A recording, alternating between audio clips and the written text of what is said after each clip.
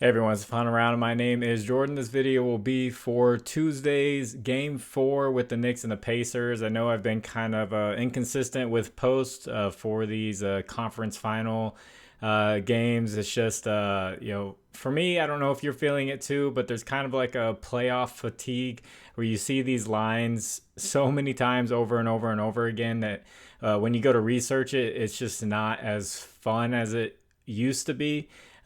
So I haven't done the past two games for this series. I've been watching the games. So now that I'm looking at it again and kind of digging through the lines, they still look kind of the same. There's some changes, but I found a couple that I like. So I'm going to point those out for you. So you will see images that come up on the screen right here. That's from a data app called Outlier. There will be a link in the description for a 7-day free trial for Outlier. And one line I was a little surprised about, the payout's not like amazing, but I know a lot of you guys do parlays.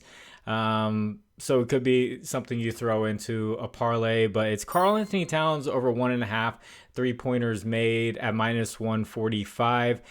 So he really struggled against Boston, not really making 2 3-pointers like he did for a good part of the season. His volume was lower. Boston was just running him off the 3-point line, and it seems like the Pacers play him a lot differently. They're okay with that 3-point shot from him, and the volume has shot up in this Pacers series. So first 3 games, he shot 4 for 8, and then 2 for 5, and then this last one 3 for 7. So it's not like they're trying to run him off the line because they're not the best down low at guarding big men. So maybe they're a little bit okay with him taking the 3 and living and dying by it, because sometimes you can go really cold from 3.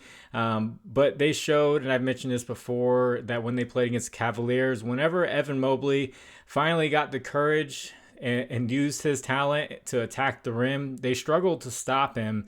And Jared Allen barely got involved. He's not really a one-on-one type of guy.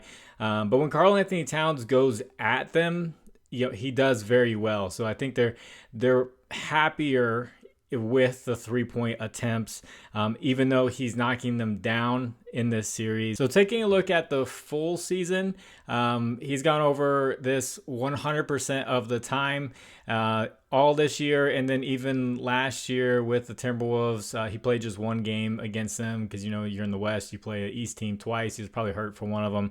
He still knocked down 2 threes in that one. So the trend continues just the way they play him. So I expect the volume to be there. We're looking, 8, 5, and 7 attempts. We're looking, an average around, 7-ish.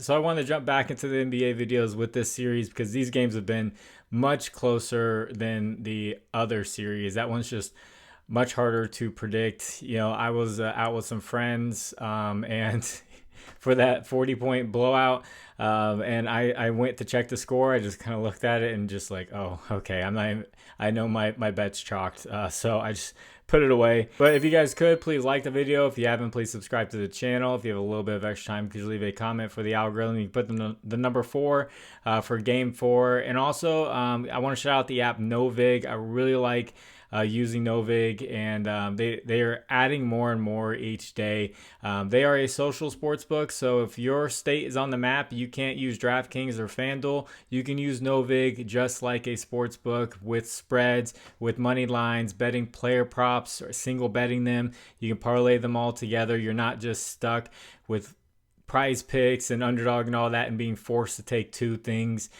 So check it out. I'll have a link in the pinned comment. There's a link in the description. You make an account, you get $5 free. Use promo code FINDAROUND11, all caps. They'll give you 50% off up to $25. So if you buy $50, you get half of that for free. So, and then this second prop, I'm going to take an under. Usually when I take unders, it just burns me, but I'm going to go with it because the data really backs it up and it looks good. So I like Pascal Siakam under 6.5 rebounds, -130. I have taken an under on his rebounds before, and he did not destroy me, so that's fine. In this series, he's had 5 rebounds, and 4 rebounds. Not even coming close to 7. So he's averaging around 10.5 rebound chances a game over the last 10 games. So this even goes back into the Cavaliers series. So not just a matchup thing. It could definitely be an effort type thing. Maybe they want him running down the floor more while other guys go for the rebounds to get those fast break points. So usually with rebound chances, the general rule is you like cut it in half, and then that's kind of what you're looking at for the total rebounds, usually around a 50% conversion rate. So that checks out here. He's been averaging 5.3 rebounds over the last 10 games. So, pretty much half of what he's been getting from the rebound chances. So he would need at least 14 rebound chances to get to 7 and hit that 50% conversion rate. But he had 13 rebound chances last game and had his worst rebounding game in this series with just 4. So he's getting less than that 50% conversion rate. So he's going to need maybe 14, 15, 16 rebounds, rebound chances to go over this line. So this even checks out for the year. You see the past 2 seasons, so that goes into a playoff series. So it looks like a lot. But in the just this season, he has gone under in every game except one. He had a really good rebounding game against the Knicks, and all those unders is just like 5 or less. So like Pascal Siakam to go under 6.5 rebounds, -130. And if you guys would like to discuss lines further, I have a Discord. Link is in the description. You can hop on in there, talk about basketball, baseball. I was going to say football. There's some types of football going on right now. I saw it was on my screen the other day because I took a nap. But that is all free. You can hop on in there. It's a big community. All just everyone bringing their plays and everything. As far as the recap goes for the last NBA video I did, it was that 40-point blowout. And I had done a Shai Gilgeous-Alexander like parlay with 3 different legs with points, assist, and steals, and he got the assist, but the points and the steals did not come up. He did not play the whole game, and I even said in that video, I said the only way I see this not hitting is if there's a blowout the Thunder way, or even if the Timberwolves blow out the Thunder. I kind of said it just as like that's one of the main ways this is not going to hit. And I kind of said it when I said the Timberwolves blowing them out. I didn't believe like it would be them blowing them out. I thought it'd be the other way around. But when I took a look at that score, I was like, goodness gracious, like that is a beatdown. So I'm filming during that game right now. Maybe I will hop back into that series. We'll see. It's just I know a lot of people are feeling it too, that playoff fatigue. I can see it in like the views.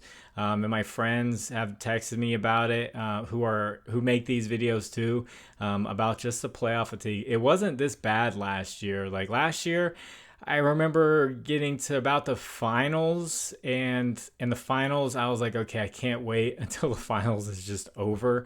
And I just wanted it to be over because I'd taken, I don't take Jason Tatum rebounds, I don't know how many times. And it's just like, how many times can you just keep saying the same play? Like I had just called myself a repicker. Like it was just, it was bad.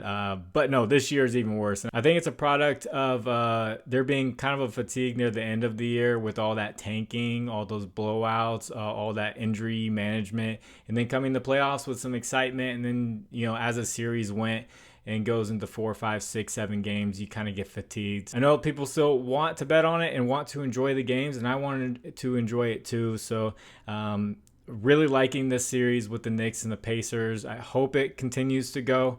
But we saw with the Cavaliers and the Pacers.